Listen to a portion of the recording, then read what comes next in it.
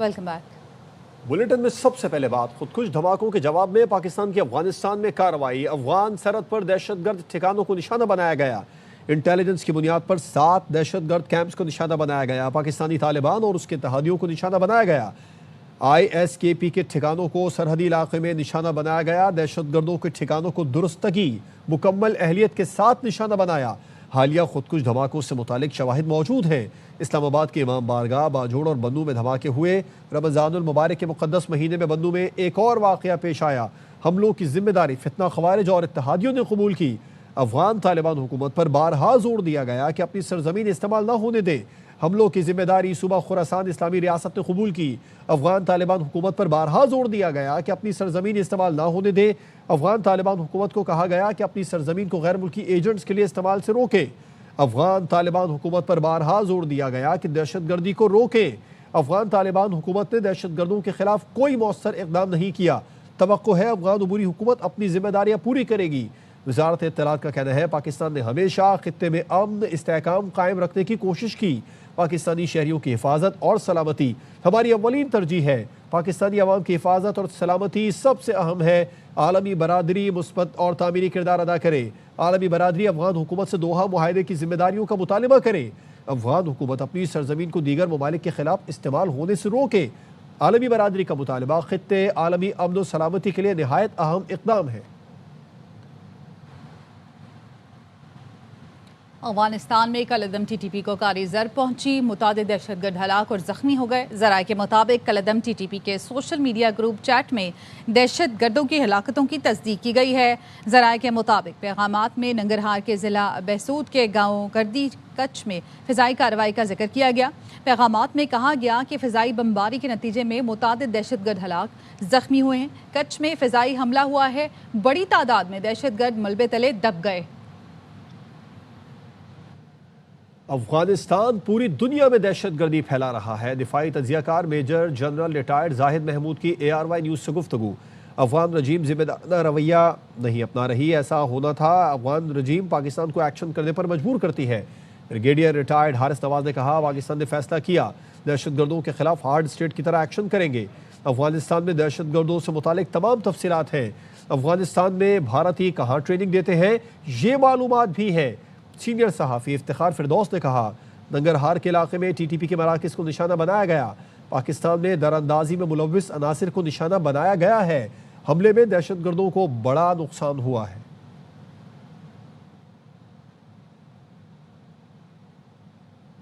पाकिस्तान ने आज बड़ा क्लियर मैसेज दिया कि हमारी अगर आप एक रेड लाइन को क्रॉस करेंगे, और पाकिस्तान का सबर पहले ही एक कहते हैं ना वो पैमाना लबरेज हो चुका था, तो पाकिस्तान ने ये इनडायरेक्टली भारत को भी मैसेज दिया। और अगर भारत इसी पॉलिसी को कंटिन्यू रखेगा तो भारत को भी डायरेक्टली इनडायरेक्टली किसी न किसी डोमेन में ये कास्ट पे करनी पड़ेगी। They will not be left unattended. समझ लें कि पाकिस्तान की उनके ऊपर तवज्जो नहीं होगी। Pakistan will create cost. मैं दोबारा रिपीट करता हूँ कि Pakistan has capacity, Pakistan has the capability. और अगर ये पाकिस्तान जिस तरीके से अगर ये रिस्पॉन्स गया है पाकिस्तान की तरफ से, तो this is the representation and demonstration of the will of the people of Pakistan through their armed forces. I think इसको उसी कॉन्टेक्स्ट में देखा जाए और ये बढ़ेगा। पाकिस्तान ने बहुत रिस्ट्रेंट शो किया और पूरी हमने हमसाया होने का हक अदा किया, इनको बहुत समझाया, लेकिन they have cross all limit. और पाकिस्तान की सिक्योरिटी फोर्सेस की जिम्मेदारी है कि अपने अवाम की जानमाल की हिफाजत करना, अपने टेरिटोरियल जियोग्राफिकल बॉर्डर की हिफाजत करना।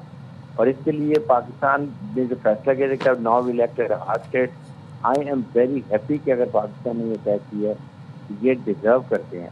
हमारे पास इनकी तमाम इंफॉर्मेशन है क्रॉस द बॉर्डर कि इनके कमांडर्स कहाँ पर हैं, इनके ट्रेनिंग कैंप्स कहाँ पर हैं, इनके एडमिनिस्ट्रेटिव कैंप्स कहाँ पर हैं, इंडियंस कहाँ पर बैठ के इनको ट्रेन कर रहे हैं, इनको टारगेट एक्टिविटी कर रहे हैं। I am sure they must have gone for all these charges.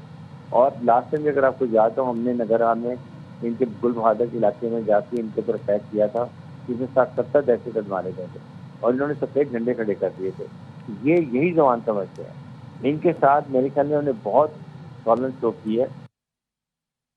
एक जो लार्जर खोस्त एरिया है उसमें पक्तिका के 2 इलाके हैं, जिसमें उर्गुन और जो दूसरा बिरमल का एरिया है, वहाँ पर जो है ये धमाके हुए हैं। और यहाँ पर जो प्रेजेंस थी वो हाफिज गुल बहादुर ग्रुप जो बनू के अंदर जो आज इंसिडेंट हुआ है उनके ठिकाने थे जिनको टारगेट किया गया है।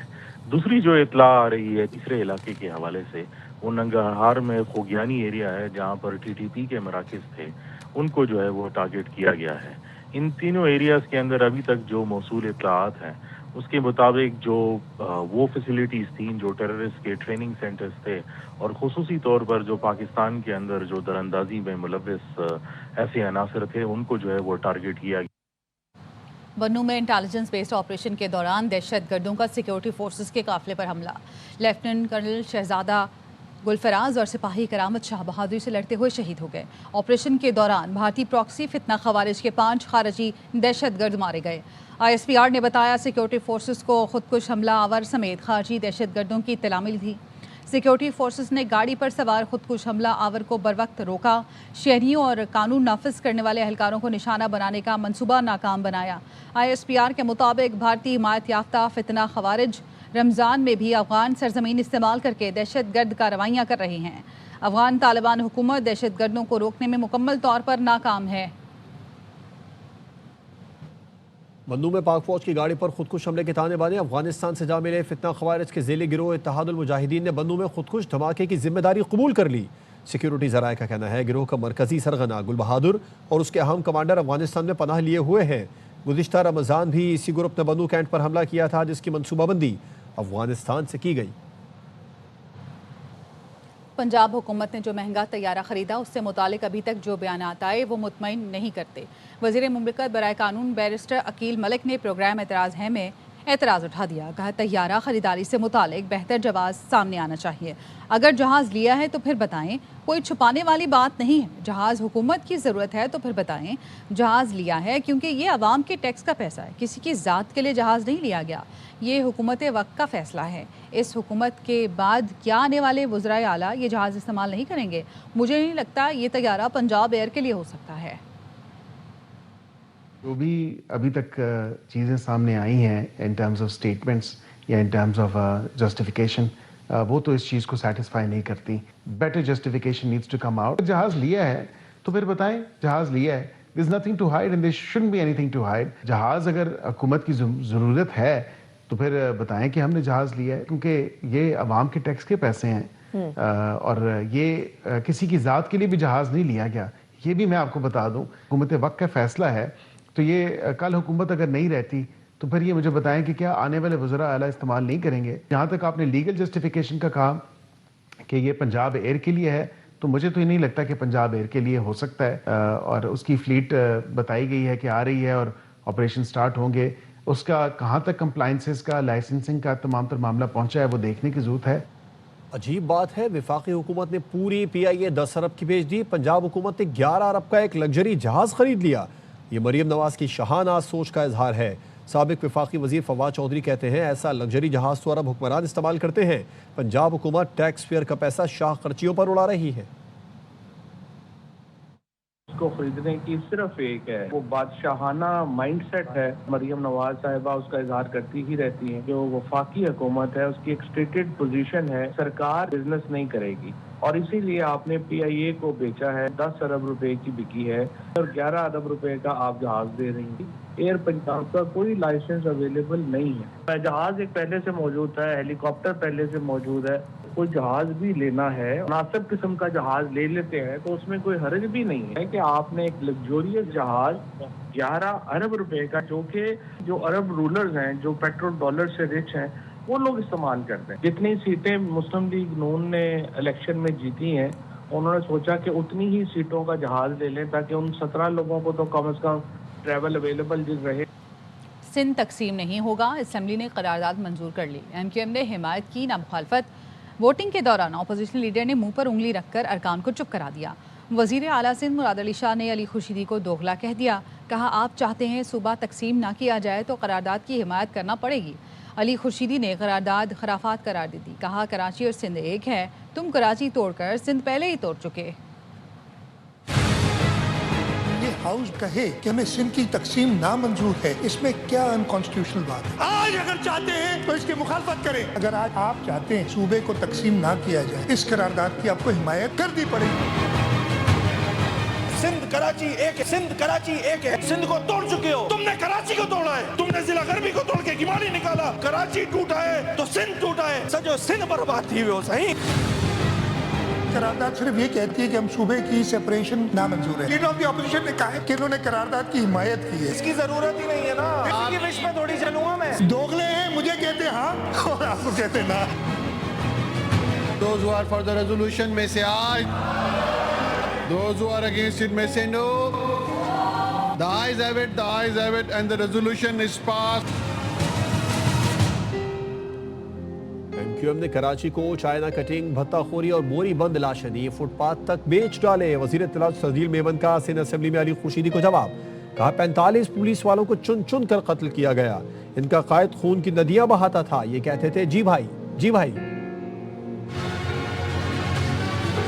आपने चाइना कटिंग दी कराची को,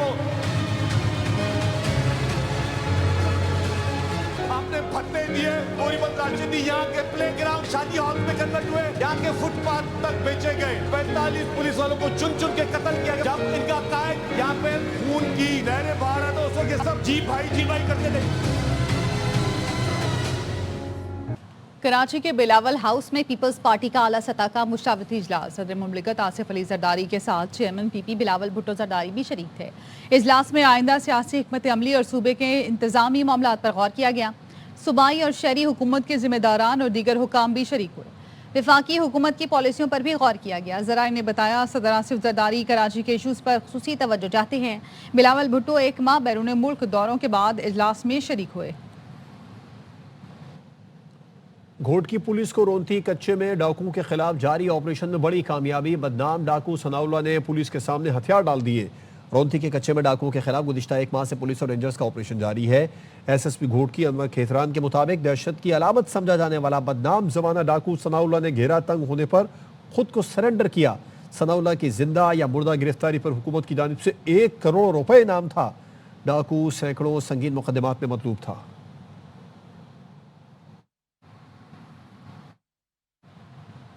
पंजाब पुलिस का राजनपुर कच्चे में क्रिमिनल्स के खिलाफ ग्रैंड ऑपरेशन जारी है। डाकुओं के ठिकानों पर ड्रोन से हमला किया गया। तर्जुमान पुलिस के मुताबिक ऑपरेशन में हलाकत के डर से इंतहाई मतलूब गैंग्स के 13 डाकुओं ने सरेंडर कर दिया। हथियार डालने वाले डाकू अगवा बराए तावान, कत्ल और डकैती समेत मुतादिद मुकदमात में मतलूब थे। पंजाब पुलिस के ऑपरेशन के नतीजे में अब तक सरेंडर करने वाले डाकुओं की तादाद 355 हो गई। राजनपुर पुलिस ने डाकुओं के 39 ठिकानों पर बंकर्स को तबाह कर दिया। चीज़ें आसान हो रही थी। आर्मी चीफ तकर्रुरी की बात आई तो अलीमा खानम ने साजिशें की। उस वक्त अलीमा खानम ने लॉन्ग मार्च का मशवरा दिया। शेर अफजल मरवत की प्रोग्राम एतराज़ है में गुफ्तगू। कहा वज़ीर आला मरियम नवाज़ के अलीमा खानम से अच्छे ताल्लुकात हैं। जब हुकूमत से हटाए गए बड़े परेशान थे। करीबी दोस्त थे खुर्रम हमीद रोकड़ी, उनके वसातत से बाजवा के साथ मुज़ाकिरात शुरू हुए। सारी चीजें हो रही थी, आसानी की तरफ जा रही थी। जब ये मौजूद आर्मी चीफ की तकर्रुरी की बात आई, यही मोहतरमा अलीमा खानम थी जिनकी साजिशों से खुर्रम हमीद रोकड़ी को भी निकलवाया और लॉन्ग मार्च का मशवरा दिया कि पॉलिसी अगर मरियम नवाज करें जिनके साथ उनके बड़े अच्छे ताल्लुकात हैं। मरियम नवाज के साथ अलीमा खान साहब के? जी हाँ, मरियम नवाज साहिबा ने ही तो इसकी बेटों की रिहाई में कलीदी किरदार अदा किया है। गई थी ना ये उनके पास मुलाकात के लिए मरी में। ये मार्च से लगी हुई थी पार्टी को टेक ओवर। कौन सा मार्च? 2024। ये इसका नस्बुलैन है। यहाँ PTI में सब इससे डरते हैं। पहले डरते थे, अब तो कुछ लोग हिम्मत करके बोलने लगे हैं। अगर साजिशों पर PhD मिलती ना इनको तो 30 चीज का उन्वान ये होता कि फितना बतौर फन। क्या है जो इसने इस खान के साथ नहीं किया। इसने जो बैंड बजाई है इसकी नमल यूनिवर्सिटी की। अब कहने डोनेशन खा गई अलीमा खान साहब? डोनेशन क्या, पैसों के साथ जो है जार भी कालेगी। मैं चैलेंज करता हूँ कि जाए ना मुझे सू कर दें। खबरें और भी हैं लेकिन यहाँ वक्त हुआ है एक ब्रेक का। हमारे साथ रहिए। साबिक क्रिकेट स्टार्स की बाबर आजम को फाइनल 11 में शामिल करने पर कड़ी तनकीद। बासित अली ने मकबूल प्रोग्राम हड़लमा पुरजोश में कहा, जब पता था बारिश होनी है तो बाबर को टीम में क्यों शामिल किया गया। माइक हेसन के फैसलों पर किस तरह वाह करूं। कामरान अकमल ने कहा, मैच हो जाता तो 2 पॉइंट मिल जाते। टीम में एक और फास्ट बॉलर शामिल होने से बॉलिंग अच्छी हो जाएगी। ख्वाजा नाफे को खिलाना चाहिए, वो टीम की ज़रूरत भी है। नामवर अदाकार हारून बने मेहमान। सामना किया दिलचस्प सवालों का। मुस्तफा चौधरी ने खलीलुर रहमान का मरका रूप धारा। आदि ने चुटकुलों से हंसाया।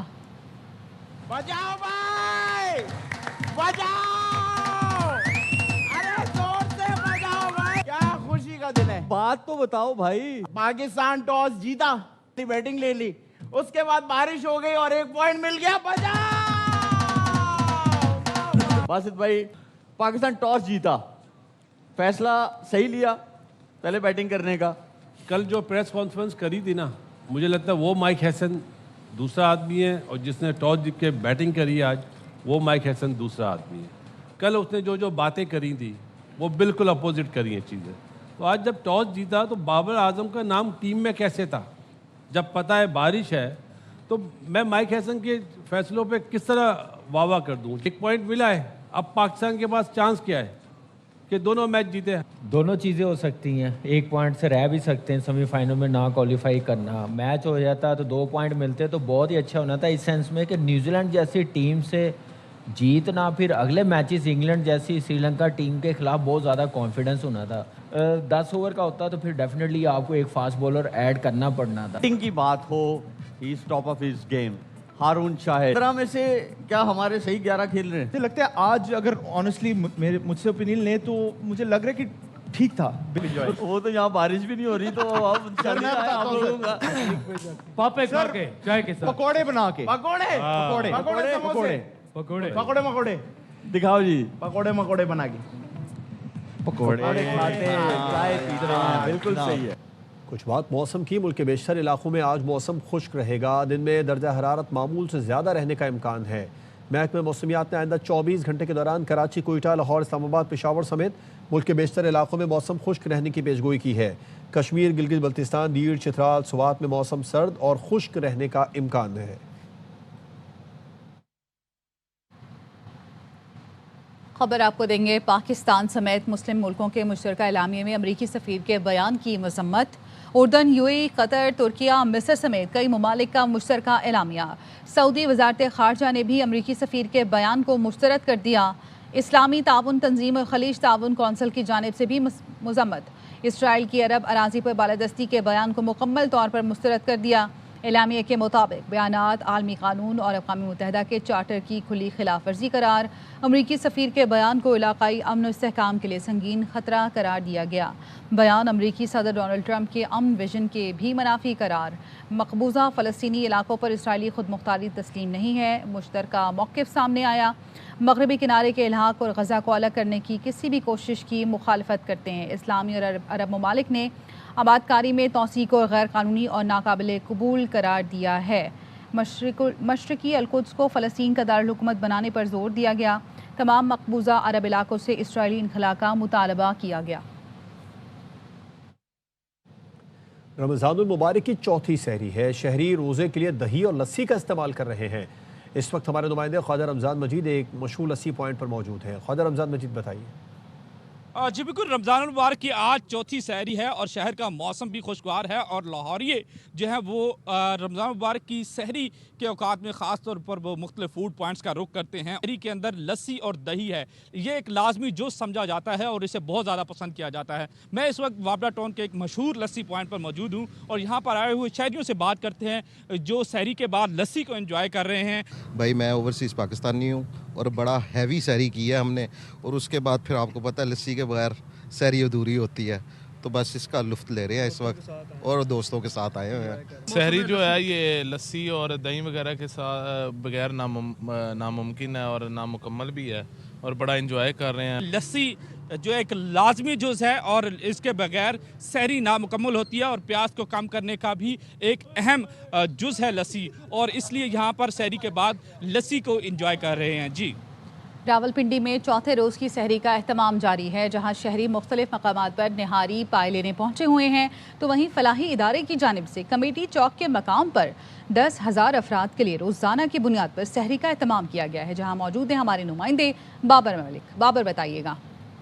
इस वक्त मरी रोड कमेटी चौक के बिल्कुल एक ऐसे मकाम पे मौजूद हूँ जहाँ रोज़ाना रमज़ानुल मुबारक के बाबरकत मौके पर तकरीबन 10,000 से ज़ायद अफराद के लिए सहर और अफ्तार का इंतज़ाम किया जाता है। तो जो लंगर होता है वो बावकार तरीके से टेबल्स पे बिठा के जो है वो इन मेहनत कशों को जो दूर अफ्तादा इलाकों से रावलपिंडी इस्लामाबाद में मेहनत कश मजदूरी के लिए आते हैं, उनके लिए जो इस्तिताअत नहीं रखते उनके लिए यहाँ पे लंगर का एहतमाम किया जाता है और बड़े बावकार तरीके से वो अपनी सहरी करते हैं, रोज़ा रखते हैं। यूँ दारुल हुकूमत इस्लामाबाद और रावलपिंडी में जहाँ पे फूड स्ट्रीट्स हैं, जहाँ पे मुख्तलिफ मकामात पर लोग निहारी पाए और दीगर लवाजमात से लुत्फ़ अंदोज़ हो रहे हैं, तो वहीं इन जगह पर फलाई इदारों की जानिब से जो है मुखैर हजरात की जानिब से बड़े लंगर का एहतमाम है, जहाँ पे मेहनत कश तबका और आम शहरी जो है वो सहरी करने आते हैं।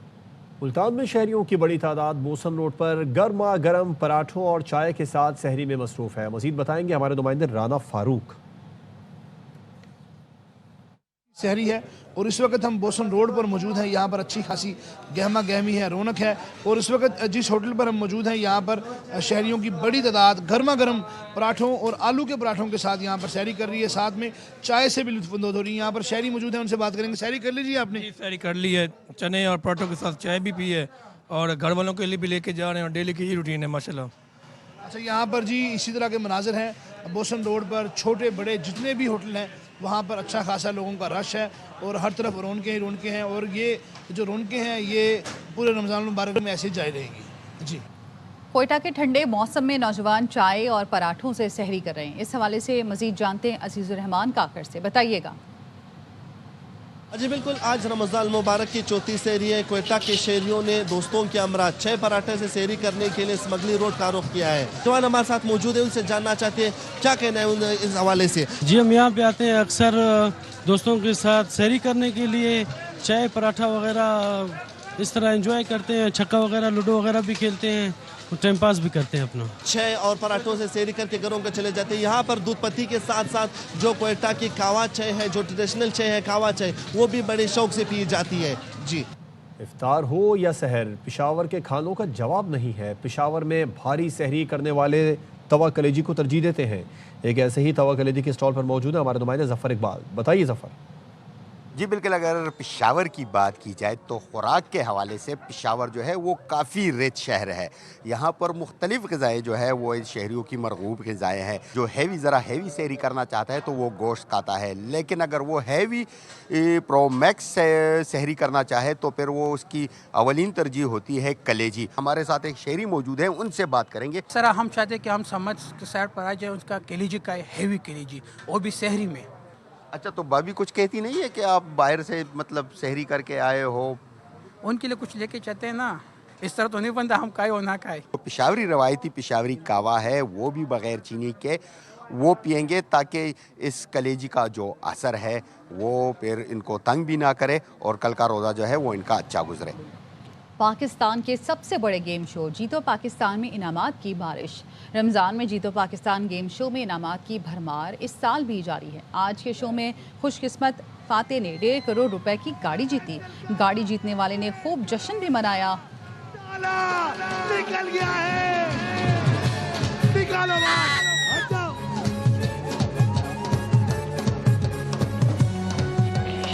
मुबारक हो, आ जाओ, गाड़ी आ रही है, निकालो बाहर। असल वाइट है, सर्व एक्सेल, रुक, चलो बैठ जाओ सारे, बैठ जाओ, फुरकान बैठो, बैठो बैठो बैठो बैठो, चलो बैठ जाओ। ये है सर्व एक्सेल एक्सपर्ट वाइट, क्योंकि यही है असल वाइट। ओए होए फुरकान, ये तो कम, सारे पकड़ के बैठो, सही से पकड़ के बैठो, गिरना नहीं है। ओए ओए ओए, अरे पीछे कहाँ जा रही है, आगे जा। अच्छा,